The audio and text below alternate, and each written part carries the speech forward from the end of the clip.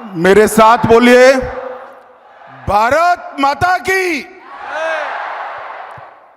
क्यों भाई, क्या हो गए? इतने सारे युवा मित्र यहां पर है, आवाज ऐसी होगी क्या?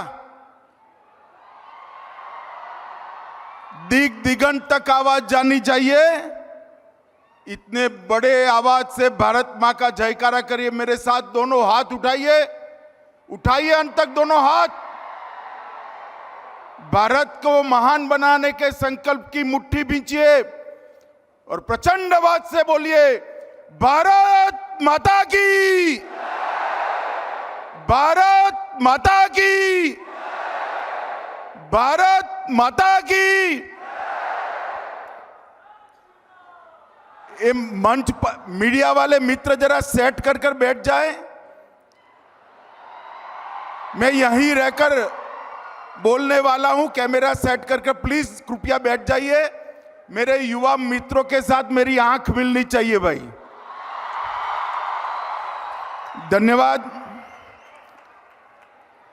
आज के ये महत्वपूर्ण कार्यक्रम के मंच पर उपस्थित ब्रह्म ऋषि गुरुदेव जी, कर्नाटक के लोकप्रिय मुख्यमंत्री, आज जिनका जन्मदिन भी है, ऐसे श्री बसवराज बोम्मई जी, जिन्होंने कर्नाटक के किसान, कर्नाटक की इंडस्ट्री और कर्नाटक के ग्रामीण विकास को एक नई दिशा दी। ऐसे हमारे पूर्व मुख्यमंत्री और वरिष्ठ नेता श्री बीएस येदियुरप्पा जी, हमारे पूर्व मुख्यमंत्री और केएलई सोसाइटी के ही स्टूडेंट श्रीमान जगदीश शेट्टर जी, मेरे मित्र और यहीं से सांसद और केंद्र में मोदी जी की मंत्रिपरिषद में मेरे साथी श्रीमान प्रहलाद जोशी जी, आज जिनके निमंत्रण पर मैं यहां आया हूं और जिन्होंने केएलई सोसाइटी को एक नई ऊर्जा, नई गति प्रदान की है, ऐसे डॉक्टर प्रभाकर कोरे जी, कर्नाटक सरकार के मंत्री भाई मुरुगेश निरानी जी, हमारे मंत्री श्री शंकर पाटिल जी, श्री सीसी पाटिल जी, और यहाँ पर उपस्थित कुलपति KLE technical university doctor Ashok Shettar ji, आज के कार्यक्रम में उपस्थित शिक्षा जगत से जुड़े हुए सभी गुरुजन, और आज जिनके साथ बात करने के लिए मैं आया हूं, प्यारे विद्यार्थियों, युवा मित्रों, आप सभी को नमस्कार। सच अर्थ में आज यहां पर आना और आपके अमृत महोत्सव के कार्यक्रम में उपस्थित होना मेरे लिए बहुत सौभाग्य की बात है। मित्रों, आप लोगों को ये मालूम होना चाहिए कि भारत का भी आजादी का अमृत महोत्सव इसी वर्ष चल रहा है और 75 साल तक, आजादी से 75 साल की इस यात्रा में भारत ने समग्र विश्व के अंदर, हम निर्विवाद रूप से कह सकते हैं कि हमारा स्थान मजबूत कर कर पूरी दुनिया को भारत की क्षमता का परिचय हमने कराया है। इसी वर्ष में मैं जब यहां आया हूं, तब मैं सबसे पहले वो 5 गुरुजनों को हृदय से प्रणाम कर कर श्रद्धांजलि देना चाहता हूं, जिनके विजन के कारण, जिनकी संवेदना के कारण केएलई सोसाइटी की स्थापना हुई है और आज लगभग 106-107 साल तक लाखों करोड़ों लोगों के जीवन में विद्या का दीप जलाने का काम इस सोसाइटी ने किया है। मैं 12 साल का था तब से सार्वजनिक जीवन में हूं। कई शिक्षा संस्थानों के कार्यक्रमों में गया हूं, कार्यक्रम में जाते हैं तो शिक्षा संस्थान का बैकग्राउंड, स्थापना, उद्देश्य, उनका परफॉर्मेंस, इसको स्वाभाविक रूप से पढ़ते हैं। मैं आपको गर्व के साथ कह सकता हूं, और आपको तो मुझसे भी विशेष गर्व होना चाहिए, क्योंकि आप इस संस्था में पढ़ रहे हैं कि केएलई सोसाइटी अपने आप में एक ऐसी सोसाइटी है, सबसे अनूठी सोसाइटी है, जिसकी स्थापना 5 शिक्षकों ने निस्वार्थ रूप से सरस्वती साधना के लिए की है। समग्र देश और विश्व के अंदर कोई ऐसी सोसाइटी नहीं होगी, शिक्षा संस्थान नहीं होगा, जिसकी स्थापना शिक्षकों ने की होगी। इस जमाने में जब कहते हैं कि शिक्षा का संपूर्ण व्यापारीकरण हो रहा है, उस वक्त मैं कोरे साहब को बहुत बहुत साधुवाद देना चाहता हूं कि केएलई सोसाइटी ने अपने स्थापना के सभी उद्देश्यों को समाहित किया है, संरक्षित किया है और आगे बढ़ाकर गरीब से गरीब बच्चे का और गरीब से गरीब व्यक्ति का, बच्चे की शिक्षा और गरीब व्यक्ति के स्वास्थ्य को संभालने का काम कर्नाटक लिंगायत एजुकेशन सोसाइटी ने किया है। मैं उनको बहुत बहुत बधाई देना चाहता हूं। मित्रों, आज महान स्वतंत्र सेनानी लाला लाजपत राय जी की भी जन्म तिथि है। उनके योगदान को, उनके ऋण को ये देश कभी भुला नहीं सकता। अंग्रेजों के खिलाफ जब आंदोलन चल रहा था, तब लाल बाल पाल की ये त्रिपुटी ने पूरे भारत के युवाओं में चेतना जागृत करने का काम किया था। और शहीद भगत सिंह ने अगर कहीं से प्रेरणा ली थी तो लाला लाजपत राय के चरणों में शपथ लेकर ली थी। आज लाला लाजपत राय जी का जन्मदिन है। हमारे सबसे पहले भारतीय सेनाध्यक्ष के.एम. करियप्पा जी का भी आज जन्मदिन है, जिन्होंने अपनी वीरता से भारतीय थल सेना के कई सारे लक्ष्य भी तय किए और कई सारे लक्ष्य अचीव भी किए। ये दोनों महानुभावों को आज मैं यहाँ प्रणाम कर मेरी बात की शुरुआत करना चाहता हूँ। मित्रों, आज एक इंडोर स्टेडियम का हम सब ने साथ में मिलकर उद्घाटन किया है। 3500 दर्शकों की बैठने वाली क्षमता वाला स्टेडियम, जिसके अंदर बैडमिंटन के 2 कोर्ट है, बास्केटबॉल के भी 1 कोर्ट है, वॉलीबॉल का भी 1 कोर्ट है, स्क्वॉश के भी 2 कोर्ट है, टेबल टेनिस की 3 सुविधाएं हैं और 2 अलग अलग लड़कों के लिए और बच्चियों के लिए, लड़कियों के लिए अलग अलग जिम है। लगभग 25 करोड़ रुपया इस स्टेडियम के लिए खर्च किया गया है। मैं आशा रखता हूं कि केएलई सोसाइटी ने एक वादा मोदी जी को किया है कि बहुत जल्द कर्नाटक लिंगायत एजुकेशन सोसाइटी का कोई विद्यार्थी ओलंपिक खेलेगा, वो वादा जल्द पूरा होगा। मित्रों, आज 7 दूरदर्शी और सेवाभावी शिक्षकों ने स्थापना की हुई ये सोसाइटी बहुत बड़ा शिक्षा संस्थान बननी है। 1916 से एक छोटे से स्कूल से यात्रा शुरू कर 294 इंस्टीट्यूशन तक आज ये यात्रा पहुंची है।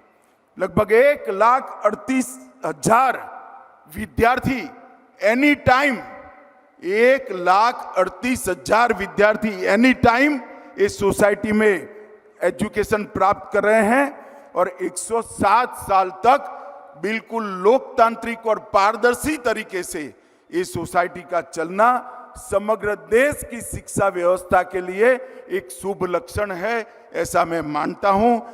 प्रभाकर जी और उनकी पूरी बोर्ड ऑफ डायरेक्टर की टीम जो सामने बैठी है, मैं सबको बहुत बहुत बधाई देना चाहता हूं।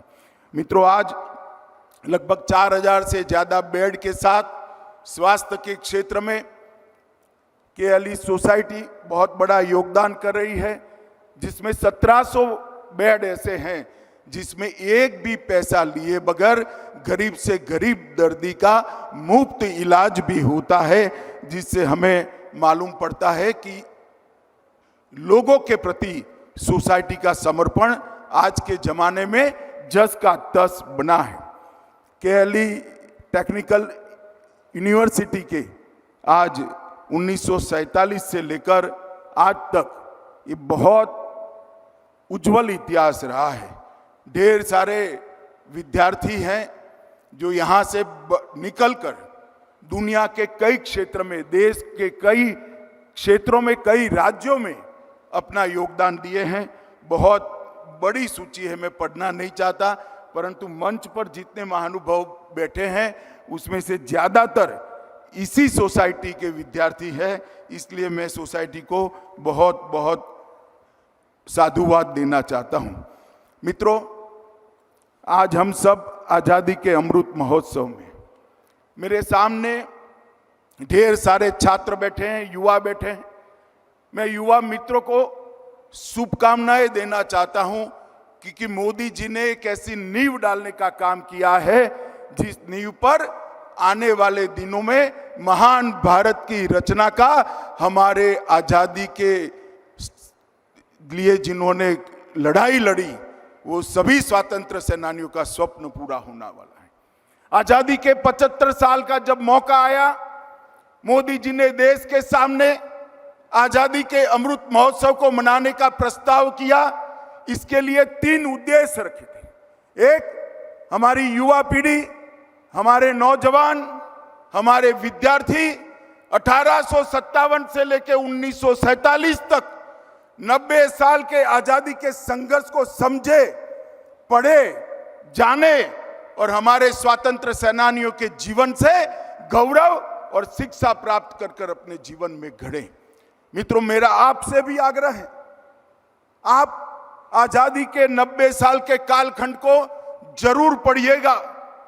लाखों लाखों लोगों ने अपने जीवन का सर्वोच्च बलिदान दिया है, तब जाकर आज हम आजाद भारत में सांस ले रहे हैं। उनका हम पर ये ऋण है।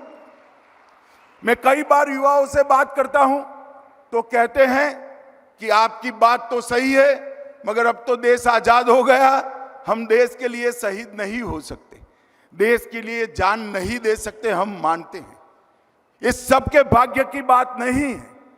जो सेना में जवान है वो आज भी वो काम कर रहे हैं, मगर देश के लिए जान नहीं दे सकते हैं, मगर देश के लिए अपना जीवन जीने का अधिकार तो ईश्वर को आपको दिया है।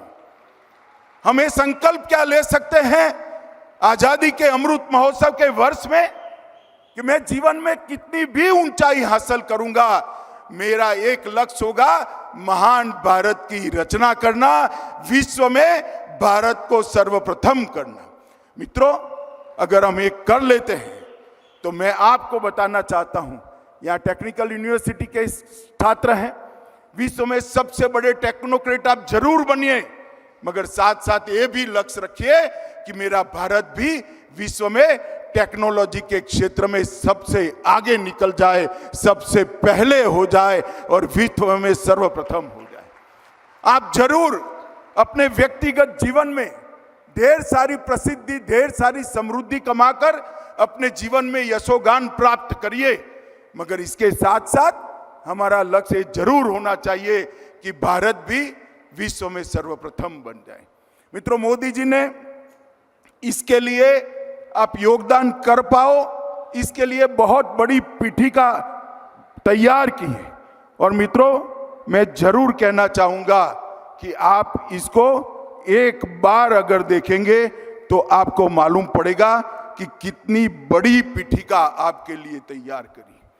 2014 में जब देश में परिवर्तन आया, मोदी जी की सरकार आई, उसके पहले देश के अर्थतंत्र, देश दुनिया के अर्थतंत्रकों की तालिका में, दुनिया की इकोनॉमी के टेबल के अंदर भारत का नंबर 11वां था और 2004 से 14 तक वो 11वें नंबर पर चिपका रहा।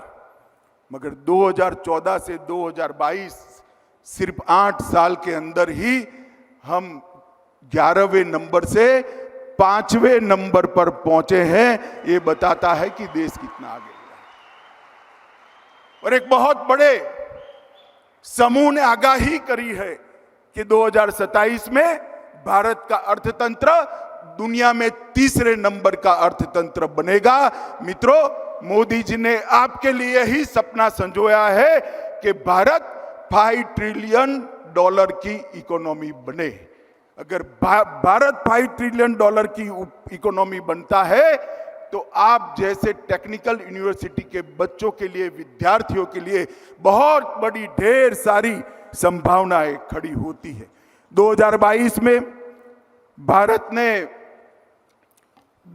400 अरब अमेरिकी डॉलर का निर्यात का रिकॉर्ड प्राप्त किया है। मित्रों, इसके साथ साथ ढेर सारी ऐसी व्यवस्था बनाई है कि जिससे आपका मिशन पूरा हो सके। मैं स्टार्टअप का ही उदाहरण देना चाहता हूं। स्टार्टअप के क्षेत्र में भारत ने कभी भी कहीं भी इनिशिएटिव नहीं लिया था। 2014 में हमारी स्थिति सिर्फ 3 यूनिकॉर्न स्टार्टअप थे। आज भारत में 70,000 से ज्यादा मोर देन 70,000 स्टार्टअप आज भारत के बन चुके हैं और इसमें 75 से ज्यादा स्टार्टअप यूनिकॉर्न स्टार्टअप बने हैं और इसमें से 30% स्टार्टअप बच्चियों ने, छात्राओं ने बनाए हैं। ये बताता है कि आपके लिए कितना बड़ी संभावनाएं विश्व के मंच पर बनाकर आपको दी गई है। अब आपको आपका लक्ष्य निर्धारित करना है, आपको संकल्प लेना है कि इसमें हम आगे बढ़ेंगे और इसमें से 45% स्टार्टअप टियर 2 और टियर 3 शहरों के हैं। ये बताता है कि जिसमें जोश है, जिसमें क्षमता है, वो कहाँ रहता है वो कोई मायने नहीं रखता। जिसमें क्षमता है उसकी उड़ान को कोई रोक नहीं सकता।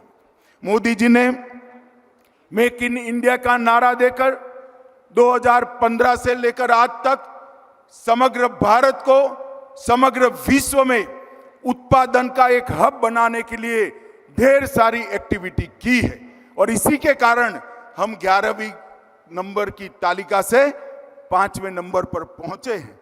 मित्रों, पेटेंट का रजिस्ट्रेशन किसी भी देश का फ्यूचर, उसका भविष्य बताता है। 2013-14 में 3000 एप्लीकेशन पेटेंट के रजिस्ट्रेशन के लिए आती थी।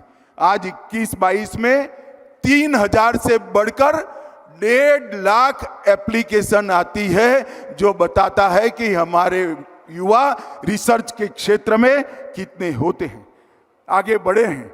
2013-14 में 3000 में से 211 पेटेंट रजिस्टर्ड होते थे और 2021-22 में 211 से बढ़कर 24,000 से ज्यादा पेटेंट रजिस्टर्ड किए गए हैं। ये बताता है कि हम कितने आगे बढ़े हैं। प्रधानमंत्री मुद्रा योजना के तहत लगभग 4,30,00,000 लाभार्थी बनाए गए और 2,66,000 करोड़ का ऋण, छोटा छोटा लोन उनको देने का कार्यक्रम किया गया। डिजिटल इंडिया मिशन ने आप लोगों के लिए ढेर सारी संभावनाएं खोली हैं। फिट इंडिया मिशन ने भी इसके साथ खेलो इंडिया और फिट इंडिया मिलकर युवाओं को खेल के क्षेत्र में आगे बढ़ाने के लिए भी ढेर सारी संभावना की है। इसके साथ साथ एनिमेशन, गेमिंग, कई सारे क्षेत्र के अंदर नई शुरुआत करने का काम किया है और सूर्योदय इसके तहत आर्टिफिशियल इंटेलिजेंस, ड्रोन, सेमीकंडक्टर, अंतरिक्ष, जीनोमिक्स और फार्मास्यूटिकल और ग्रीन एनर्जी, ये सारे क्षेत्र आपके लिए खोलने का काम प्रधानमंत्री जी ने किया है। मैं सभी युवाओं को कहना चाहता हूं कि मित्रों, परंपरागत सोच और परंपरागत ढांचे से बाहर निकलिए, नया सोचिए, साहस करिए और आगे बढ़ने का रास्ता प्रशस्त करिए। साहस करने वालों के पास ही लक्ष्मी आती है।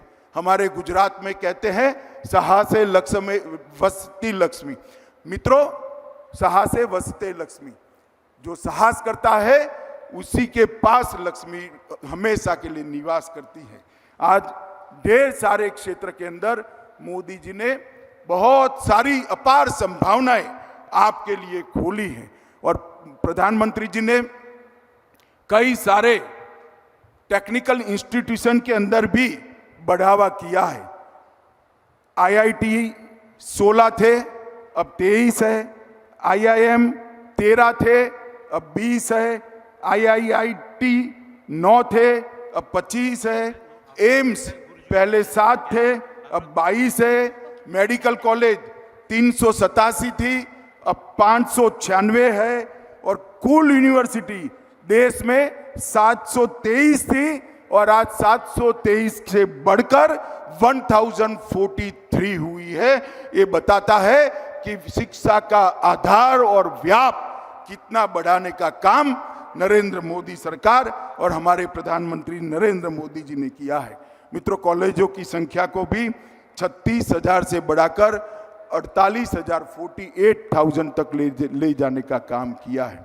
मित्रों, बहुत सारे फॉरेन यूनिवर्सिटी को भी भारत में अपने कैंपस खोलने की परमिशन दी है और आज यहीं पर उत्तर कर्नाटक के अंदर ही हमारे प्रहलाद जोशी पीछे पड़ गए थे, इसलिए नेशनल फॉरेंसिक साइंस यूनिवर्सिटी का आज कैंपस भी उत्तर कर्नाटक में आज से ही शुरू होने वाला है। फॉरेंसिक साइंस का क्षेत्र आने वाले दिनों में देश में बहुत बड़ा क्षेत्र बनने वाला है और फॉरेंसिक साइंस के लिए ट्रेन ह्यूमन रिसोर्स प्राप्त हो, इसलिए हमने नेशनल फॉरेंसिक साइंस यूनिवर्सिटी बनाई है।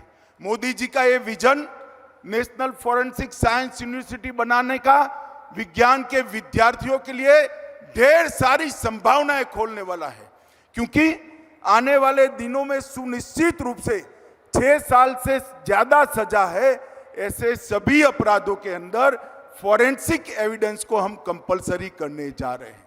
अगर ये होता है तो इस देश के अंदर कम से कम 50,000 से ज्यादा फॉरेंसिक साइंस के साइंटिस्ट चाहिए और इसके लिए आज नेशनल फॉरेंसिक साइंस यूनिवर्सिटी जो गांधीनगर में है, इसका देश में 7वां कैंपस बनाने का काम यहां शुरू हो रहा है, वो भी आपकी संभावनाओं को खुलेगा। मित्रों, मैं अंत में युवाओं को इतना ही कहना चाहता हूं, APJ अब्दुल कलाम जी की पुस्तक में मैंने एक बात पढ़ी है, बहुत छोटी परंतु सूचक बात है। आप आपका भविष्य नहीं बदल सकते, परंतु अपनी आदतों को बदल सकते हैं। मेरी बात ध्यान से सुनिएगा, आप आपका भविष्य नहीं बदल सकते, परंतु अपनी आदतों को बदल सकते हैं। अगर आपने आपकी आदतें बदल दी तो आपकी बदली हुई आदतें आपके भविष्य को निश्चित बदल देगी, निश्चित सुधार देगी। इस दिशा में हम सोचें, आजादी के अमृत महोत्सव के वर्ष में हम भी एक संकल्प ले, व्यक्तिगत जीवन के लिए भी ले और देश के किसी क्षेत्र में योगदान करने के लिए भी दे। जब 2047 में देश की शताब्दी मनाई जाए, तब हर एक क्षेत्र के अंदर हमारा ये महान देश दुनिया में सर्वप्रथम हो, ऐसे देश की रचना करने के लिए आप युवा जुड़ जाइए।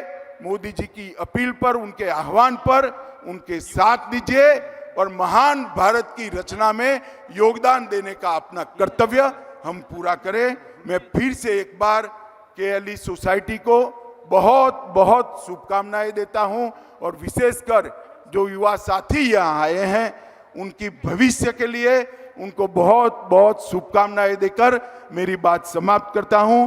वंदे मातरम, भारत माता की जय।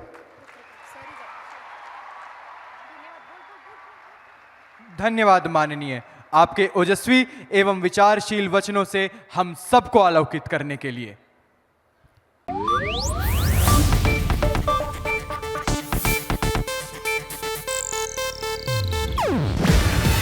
ಇದು ಏಷ್ಯಾನೆಟ್ ನ್ಯೂಸ್ ನೆಟ್ವರ್ಕ್ ಪ್ರಸ್ತುತಿ. ನೀವು ನೋಡ್ತಿದ್ದೀರಾ ಏಷ್ಯಾನೆಟ್ ಸುವರ್ಣ ನ್ಯೂಸ್.